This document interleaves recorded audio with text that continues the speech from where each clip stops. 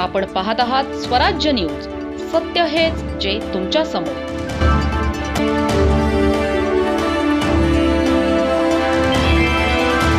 धुळे जिल्ह्यातील कपाशी उत्पादक शेतकऱ्यांसाठी एक महत्त्वाचा कृषी उपक्रम राबविण्यात आला आहे।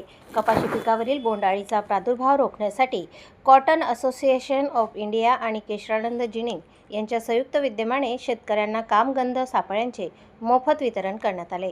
यावेळी शेतात अहोरात्र कष्ट करणाऱ्या महिलांचा पैठणी साडी देऊन विशेष सन्मान करण्यात आला। कार्यक्रमाची सुरुवात दीप प्रज्वलन, कापसाच्या रोपाचे पूजन आणि औक्षण करून पारंपरिक व अनोख्या पद्धतीने करण्यात आली। कॉटन असोसिएशन ऑफ इंडियाचे अध्यक्ष विनय कोटक तसेच केशरानंद जिनिंगचे संचालक ज्ञानेश्वर भामरे यांच्या हस्ते शेतकऱ्यांना कामगंध सापळ्यांचे वितरण करण्यात आले।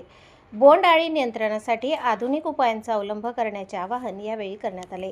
कार्यक्रमाला जिल्ह्यातील अनेक शेतकरी तसेच शेतात राबणाऱ्या कष्टकरी महिला मोठ्या संख्येने उपस्थित होत्या। या उपक्रमामुळे कपाशी उत्पादनात वाढ होण्यास आणि बोंडअळीमुळे होणारे नुकसान कमी करण्यास निश्चितच मदत होणार असल्याचा विश्वास उपस्थितांनी व्यक्त केला।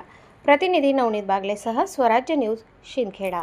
गेल्या 8 वर्षापासून कॉटन असोसिएशन ऑफ इंडिया यांच्या वतीने आपण या ठिकाणी फॉर्मन ट्रॅप वाटत असतो आणि कॉटन असोसिएशनच्या सहकार्याने आमच्या परिसरामध्ये